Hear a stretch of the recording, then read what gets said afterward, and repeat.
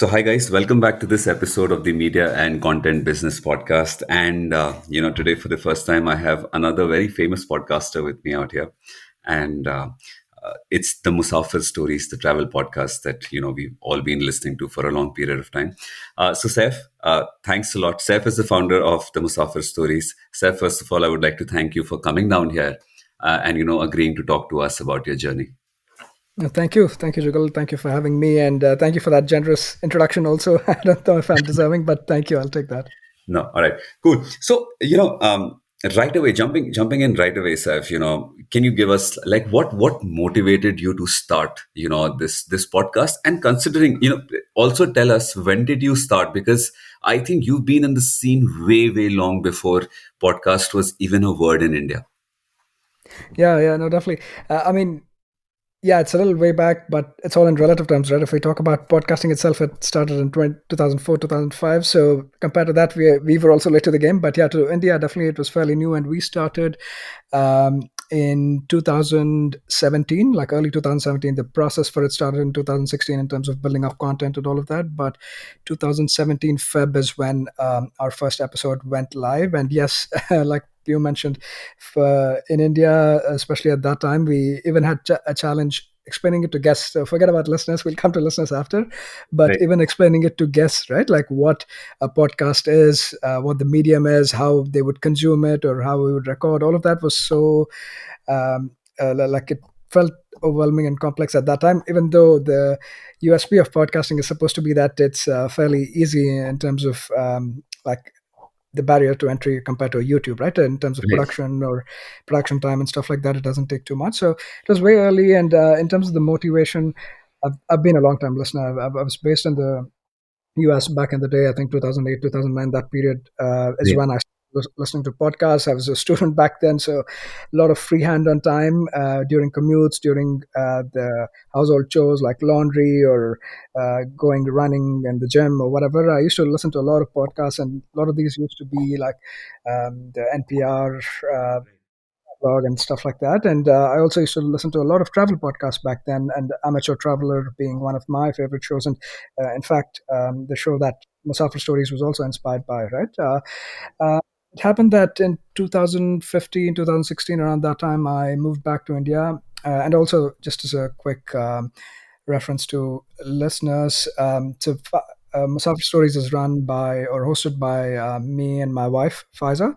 We were newly married at that time. It was maybe 6, 8 months into our marriage, and we were looking for literally a couple projects, right, that we could work on as a way of bonding also, because both of us would be working 9 to 5. And obviously, if you live in Bangalore, so you know the commute Right. up a lot Correct. of time. So we barely got to spend time together. So we thought, let's at least come up with a unique way, like how couples do, let's say, cooking classes and stuff like that. We decided that work on a project together. At that time, we didn't know if it was going to be the podcast. We came up with a bunch of ideas. We also kind of took a stab at a couple other ideas. Also, like me and Faiza started a little home-based organic soap making. I won't say business. Again, it was also like a passion project at that time.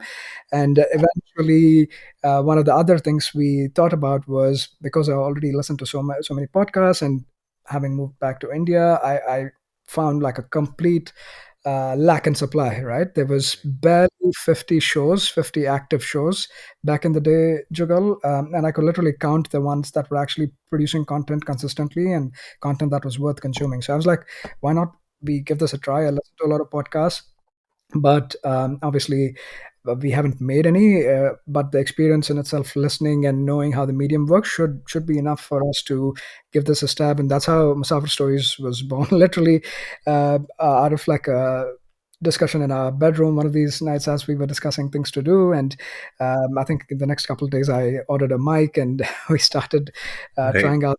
So yeah, I can still remember all of those days very vividly. Awesome, awesome. That's been quite a long time. 2016 when you started, and we are speaking in. We are actually closing down on 2022. It's literally November. But tell me something, Saf. Initially when you started out, how did you source the content? Was it just you, telling your travel stories, or was it like you were sourcing it from somewhere else? How did that entire content thing work out for you? Right. So when we started out, we were very clear right from the beginning, because you have to look at it from this way as well, Jugal. We were not like travelers or even semi-professional travelers, you could say at that time, right? We traveled like most people, like a lay person would do, right? When you have time during vacations and stuff like that, long weekends or with family, we made the odd trip, and it was limited to like a few vacations a year.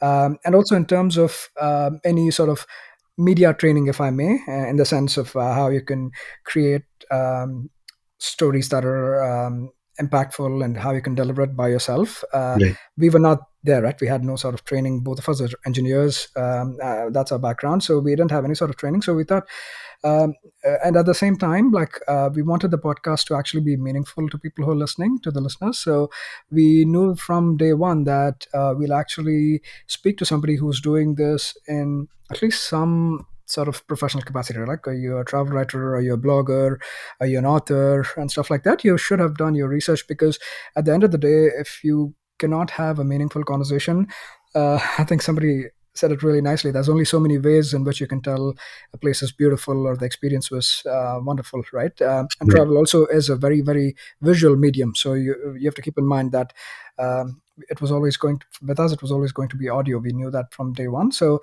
all of that led to us deciding that this will be an interview based format, and it'll be with someone or with guests who are actually doing this in some sort of capacity. Maybe it's like a passion thing they're doing on the side, but they should have at least covered the place or the experience quite comprehensively, so it adds value to the listener. So that was the idea, and we always knew that that's how it was going to be. Yeah, the initial days were challenging because we had to reach out, like I said, explain them the medium, how it works, what the benefit of it is. If you're already a blogger, like if you're moving to audio, and that too even without the like a visual hook, like any pictures or videos and stuff like that, what's the benefit, etc. Like, it was a little bit of a challenge, but yeah, thankfully people were, the guests we had back then were very forthcoming. They were willing to try this new medium that was also going to be quite niche. So we got lucky there at the beginning, but yeah, slowly it's built on since then. But that's how like the origin story has looked like. Right, right. Awesome. So basically, you were reaching out to already people who were somewhere writing around travel, probably blogging around, so that you could kind of get them to speak on audio, right? That's really great because this is something which is let's say user generated. I'm assuming now people you get in a lot of inquiries from people to feature them on your podcast. Does that happen with you right now? Yeah, so that does happen every now and again. We do have people reaching out, and even in that, I mean, obviously, we don't kind of gate it completely and say no, this is only going to be based on the list we curate. We want to, even from a listener experience, we want there to be a little bit of diversity, a little bit of mix in terms of content, right? Otherwise, it might always feel that, oh, this is very filtered, very curated, and this is a certain type of experience. So we wanted to keep it raw as well, and that to that mix a little bit. Almost, you could say that, yeah, even the user should not always feel that it's getting monotonous, right? So we mix it up. But what we do is we make sure that we almost vet the listener who's reaching out, who wants to share it with the broader audience. We vet them. We try to ask more probing questions in terms of what sort of experience it was, see how much in depth they're willing to go, and then have a chat with them, like a informal chat before the actual recording is committed to, and we bring them on board. So we're doing this more and more now, but I'd still say like it's probably like a 70-30 mix, where 70% of the list is curated and maybe 30% are people reaching out. And yeah, depending on the coverage, on the depth of the experience they have covered, etc., we have them on. Awesome. Awesome. Tell me something about your listeners, Steph. It's been a long journey for you guys. 2016, and we said it's 2022 right now. Where because see, there's always a lack of motivation sometimes, for creators to continue when they don't see something happening, right? So, how was the listener response? Where were you getting that response, and that kind of kick to kind of continue doing something like this? Given the fact that podcasting was not there in India, when you started out, it's only picked up like recently. Yeah, yeah. I think when somebody also asked me this, that how do you keep motivated, or because a lot of times one of the things when you start out passion projects like this is user validation and user feedback, right? Right, right, And also, some people kind of tie that to, oh, how quickly will I get famous or things like that, right. or monies, right? Or Exactly, it has to exactly. be a monetary a monetary incentive in this. Unfortunately for podcasting, like all these fare fairly lowly, I would say, especially if you Right, want to get famous, right? right, Forget about it. If you want to make quick money, also forget about it. I would say only do or get into this if you're very, very passionate and you're in for the long haul, right? Because the right, challenge with podcasting is still very, very niche medium, even though you mentioned a couple of times that we're in 2022 and it has kind of kick started with the big players, the big guns like Spotify, Audible, the big music streaming services all getting into this. It has kicked off. I would right. still say it's a very, very niche medium. The audience is still kind of getting to terms with what podcasting is, and what is the ideal audience, like even the ideal user group or the target group, you're trying to define that at this point. So you have to be very, very passionate about this, Jugal. For me, one benefit was definitely I had my partner in crime, right? Faiza was always there. So when I would be down, she would be kind of nudging me on to continue doing this. And when she was down, I would kind of keep egging her on to that we continue doing this. And it's also tag teaming a little bit. I mentioned to you, we have a newborn now. So for the past 6, 8 months, Faiza hasn't been as regular on the podcast as we'd like it to be. But I think that definitely helps having a partner on. And I would also say we were really, really lucky right at the beginning in terms of the user feedback and validation we were getting. It's definitely not a YouTube. I wouldn't say it was in the tens of thousands, right? It wasn't that, but still, users. I think users actually taking time and reaching out to you just to appreciate that actually really, really kind of gives a fill up to the whole process Ex- of podcasting, because it's very, very it's not very easy. It's not as simple as, oh, just turn on the recorder and start recording, right? For each hour of episode we produce, there's at least 10 to 15 hours of work that goes behind it, right? So that little user validation, user feedback, good or bad, it's still very, very helpful and motivational. It just kind of gives you that sense that yes, there is somebody who's out there listening. There's somebody out there waiting for content to drop from your end. So we have to keep producing and we have to keep maintaining and improving on the content as well. So long-winded yes. answer, but yeah, there's a few factors that go into it, and I've been lucky that a few, like having a good partner in crime with Pfizer and having good user base that's providing constant validation and feedback, that has definitely helped. And obviously, I'm also a little motivated personally. I should have mentioned this in the past. Like I did. I haven't traveled much in India, right? And Okay. I'm not a full time traveler either. So how diverse India is and the types of places to see, the historical backgrounds tied to it, the origin stories of it, all of it. There's so much more information. So I always look at it as a learning exercise for me. I'm always excited whenever I'm trying to learn about a new place or a region to cover. It always excites me to kind of research as much as I can about it and ask some probing questions and then understand from the user what their experience turns out to be, right? So all of those factors have kind of gone into this, Jugal. Right, that's awesome. It's very surprising that India has never been showcased to its full capacity in terms of the tourist places that are here. It's only when you land there you realize, oh my God, there's something like this here as well. And all this while only foreign countries have been touting their places, whereas we have bigger and better things out here. Yeah, Right, 100%. I think in terms of potential, it's literally even now, even after like so much is being done through the some of the very enterprising tourism boards, I would still say that it's we probably scratched the surface, probably a little bit more, but right. yeah, it's never ending in terms of the potential out there. Great, great. Seth, do you mind sharing, on an average, the kind of listens that you get, which platforms work for you in terms of getting the maximum listens and, your numbers around that? What do you think can be done there? Yeah, just in terms of numbers, right? So in all transparency, usually an episode gets again, because this a lot of times content is pretty ageless also, right? So the back catalog ends up like when new listeners stumble on the podcast back catalog also, you tend to gain a lot of lessons there. uh, Exactly.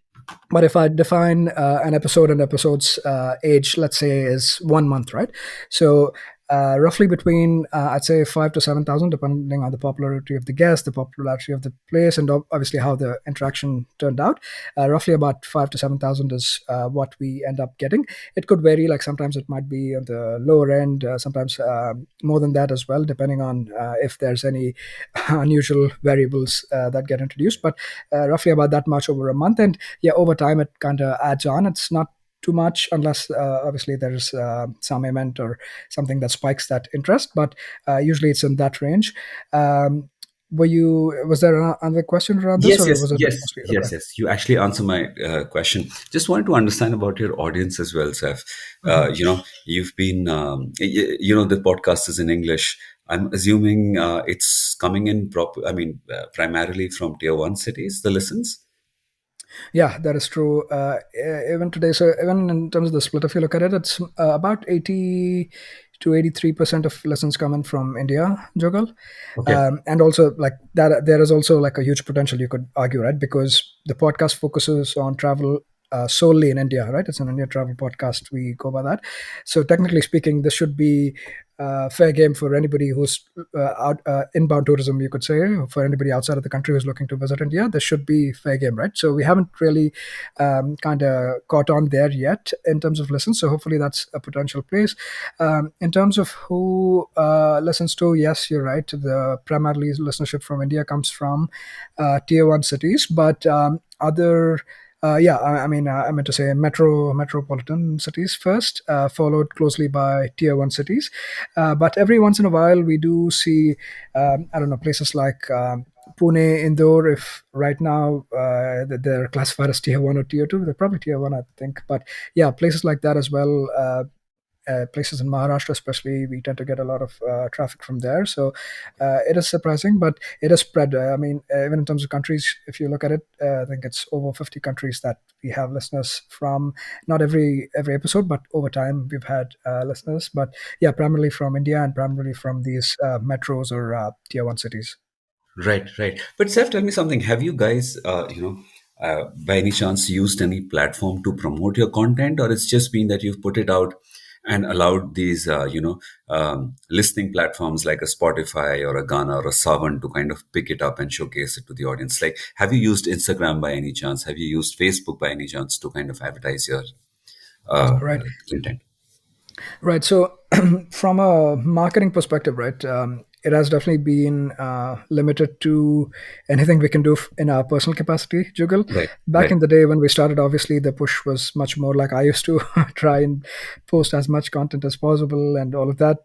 But yeah, scaling is always a problem, right, when you're doing it in right, your right. own capacity. And the other thing is, platforms and their algorithms are ever changing, right? So Exactly. uh, we are on Instagram, Facebook, and Twitter even. But yeah, with Instagram, like back in the day, pictures used to work fine, and we used to get enough traction and engagement. But now, with all of the focus being moved towards reels and everything, it's very hard if you're just making like posting pictures along with like many blogs or descriptions there. It's very hard to catch there. So you're constantly playing catch up. We do try our best, but yeah, there's so much going on in life as well, and we're not doing this full time, obviously. So it's always a challenge. So we haven't. I would say there isn't like a very focused marketing strategy to try and push as much as possible in terms of gaining new listeners. However, in the last year, so last year we did join Indus Vox Media, IVM Podcasts, and a part of Pratilipi, right? Right. We did join the IVM network. So from that sense, there has been some additional help in terms of they having their own social media team, and there's potential out there for us to collaborate with them and put out more types of content, you could say, right? Little bits of content that's, let's say, customized for social media like Instagram or tweets or Facebook posts and stuff like that. So there is potential. We haven't, I would say, we haven't, especially with the baby and everything, we haven't really Right. like utilized that fully. There is potential. One of the other channels we rely on, obviously, and it has worked very well for us, is just the format of the show itself, right? We work with usually with travel writers, travel bloggers, and they tend to come with their own set of followers. Right. So that almost you could say that influencer based uh, Marketing. Yep. yeah, marketing, right? Because they Yeah. usually tend to, and I would say 9 out of 10 times they usually tend to promote the post as well. It varies in terms of how much they promote, but most of them are nice enough to actually put it out on their social media handles as well. That actually helps us reach out to new audience too, because again, like I said, um, between me and Faiza itself, if you look at it, we don't really have our own social media following, right? So it has been like a organic set of followers that we've picked up over time, and obviously this format in which we work that helps a lot, and hopefully we could leverage our partnership with IVM going forward as well. Right. But has it helped? So for how long has it been since you guys have partnered up with IBM? So I would say just over a year, perhaps, that we've been with Okay. IVM now. Yeah. All right. So in terms of again, if you ask me if has there been like a direct impact of partnering with IVM, there's a lot of things that goes into the way even lessons are measured. Right, Jugal, like different platforms. Also, I mean, you would expect this. This also has been an inherent problem of podcasting. That there hasn't been one standardized way of measuring listen or a download, right? Exactly. That has been a problem. So sometimes when you switch from platform to platform, you do expect. I mean, you could expect your listens also to go up or down depending on how they measure their counts, right? And Right. with Spotify and with streaming services like Ghana, so I'm jumping into the fray. Now there's this fine line between what's a stream versus what's a download. Traditionally, podcasting always was measured in terms of downloads, right? How many Right. downloads do you get? And your hosting platform would provide that. But now with all of these new BDMs, that has also been constantly evolving. So I can't really go out and say that, yes, my lessons after I moved to IBM have improved by X%, 10%, 20%, whatever. There has been like since the start of the partnership with IBM, I could say that yes, the lessons have gradually been improving, which is great. And also, we had this massive black hole in between called as COVID, right? Nobody Right. knew how that would impact listeners, and most people would be actually surprised that COVID actually resulted in a spike in listenership because most people were stuck at home. Although, Right. like the COVID times went down, but the time spent on doing household chores went up, right? So Right. that kind of had a very peculiar like response in terms of how listenership changed. So over time, it has yes gradually improved, but I wouldn't say that there's been like a hockey stick kind of curve or a very linear curve. It's been gradual, is what I would say. Okay. Awesome. Awesome. I'm going to jump straight to the monetization angle, Saif. I know Mhm. podcasting has been difficult. You just mentioned it in the beginning as well that, revenues haven't been, but has anything happened so far in terms of revenue generation or the opportunities that you've seen in this market? Yeah, things are improving, I have to say, but again, it goes back to that old reference I was making that a podcasting is not YouTube, right? It's definitely not in the same league, and even today, I think I could pretty confidently say that whoever is monetizing in podcasting is the cream, right? Okay. Um, and even the way they're doing it is um, there's a few different ways in which you could would you like me to just give you a sense of those different types of Sure, sure. monetization and Yeah, sure, tell sure, you sure, how sure. we yeah. So if you look at how podcasts are monetized, some of them are exclusivity partnerships, right? And this is actually more of a recent phenomena with obviously Spotify coming into the fray and the funny money being thrown around. You Right. basically become a Spotify or whatever the platform is Audible exclusive show. You get paid out like an X amount of money. It could be in the thousands or in the lakhs, depending on how popular you are, what you're bringing to the table. Are you a celebrity? How many listeners you can bring in? All of that So this stuff. this is basically a per episode basis where you produce a 12 episode show and you get paid Exactly. per episode. Yeah. Exactly, almost like a contract. You could say that, hey, I'll be with you for, or yeah, this content will be exclusive on your platform. I'll produce X number of shows or X number of hours for you, and this will be for an X number of time before I could go public, let's say, right, to other Right. platforms as well. So, like Spotify does it, Audible does it. We've actually partnered with Audible to. This is again back in the day when, even before yeah, I can't remember if Spotify was already in it, but Audible threw a bit of funny money at the beginning, Right. bring on a lot of celebrities and stuff like that. So this is then that we produce some exclusive content for Audible, and this was for yeah, exclusivity on Audible for X number of years, right? So that type of an agreement, and we've paid out at the beginning once we produced that content and delivered it to them in full, right? X number of hours, you could say. So that's one way of doing it.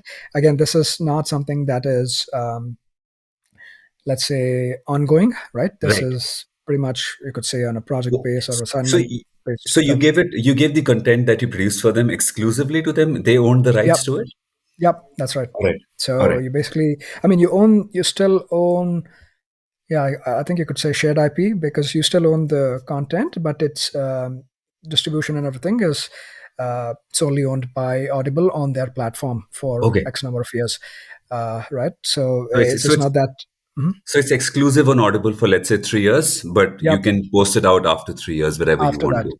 Yeah. that's correct. Oh, And they all right. basically pay you for the hour or for the number of episodes. So they pay you out like that. So that's one way of monetizing. And we were lucky. Again, this was pretty much even at that time.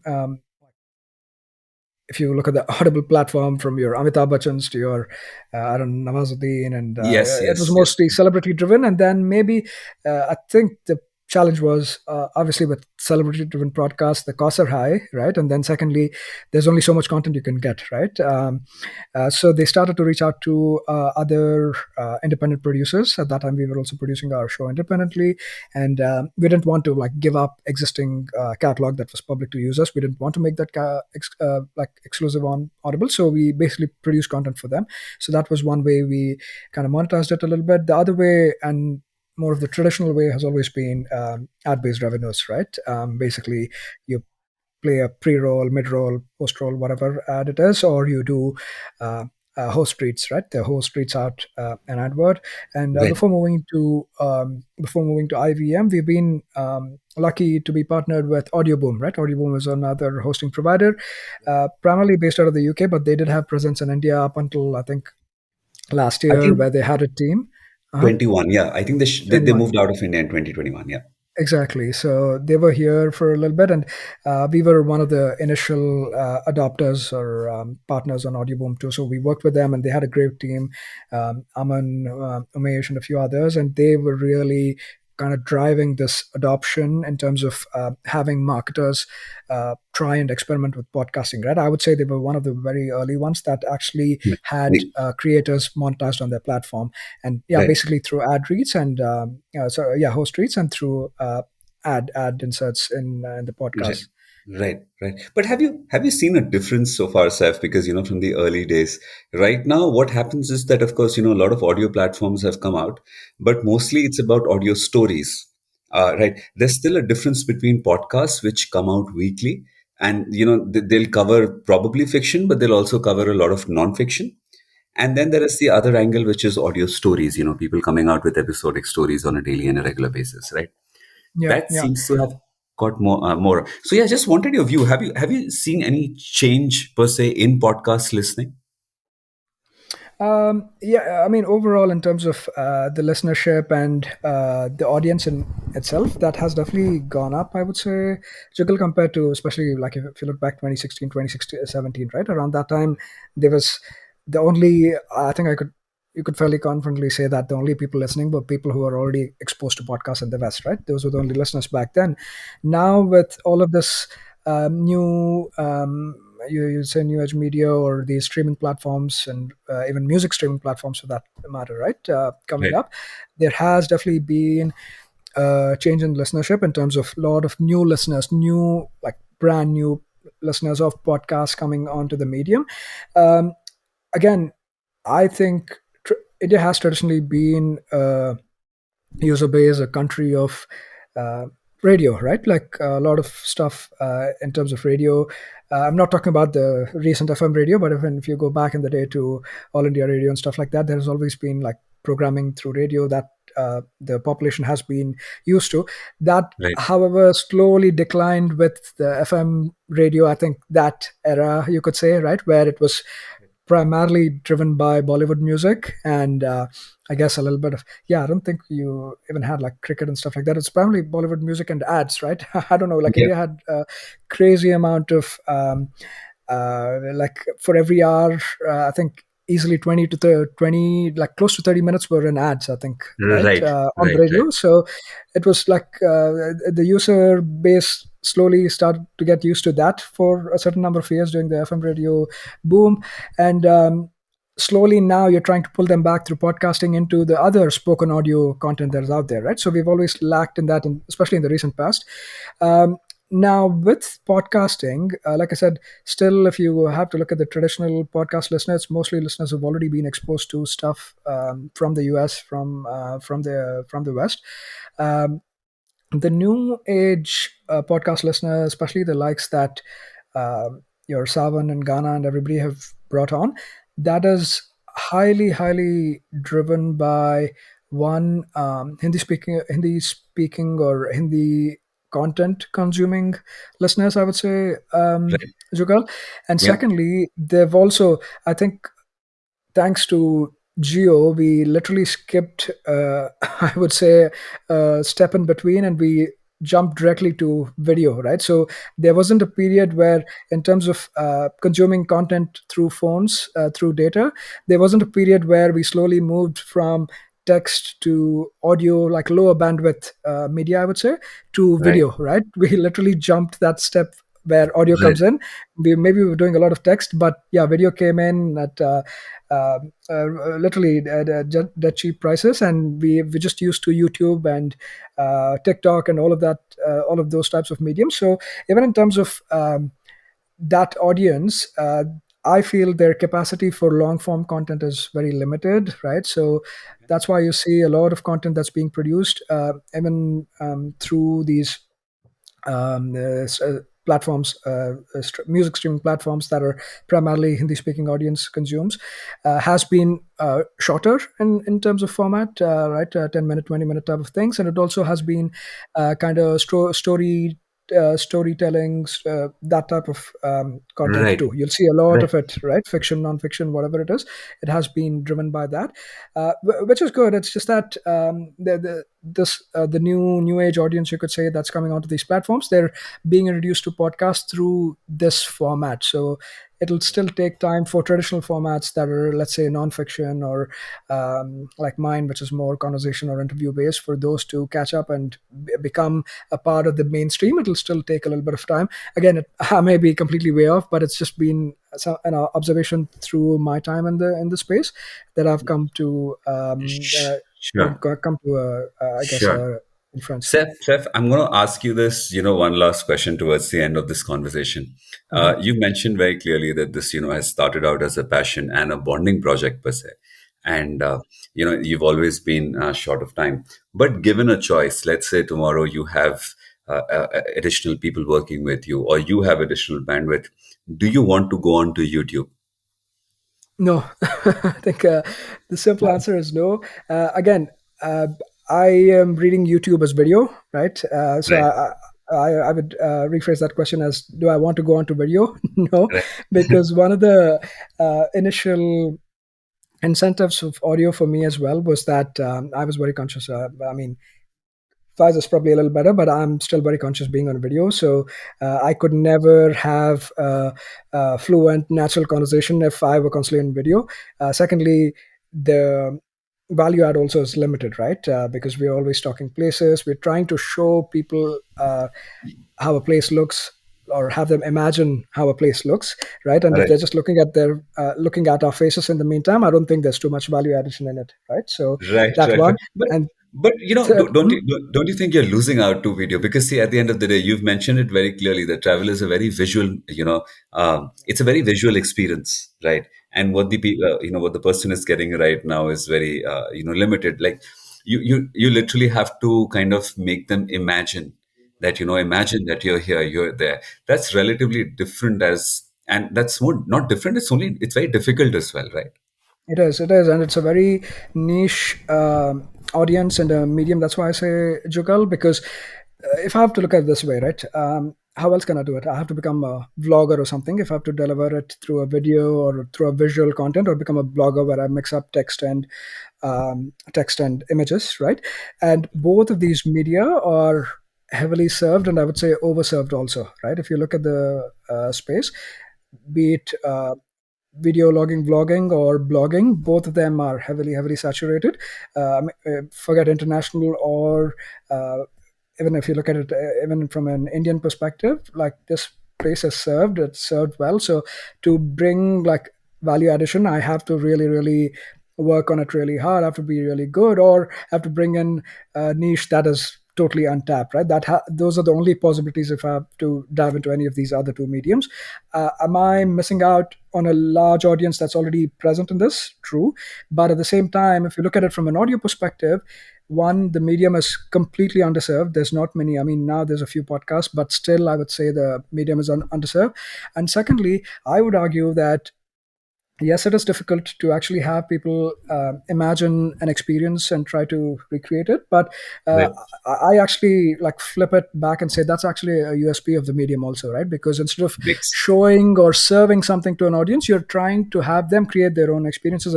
And each time, right, even I am so many times surprised for a place that I haven't visited or been to, when I'm having a conversation with a guest, with whoever is on the podcast trying to share their experience with us.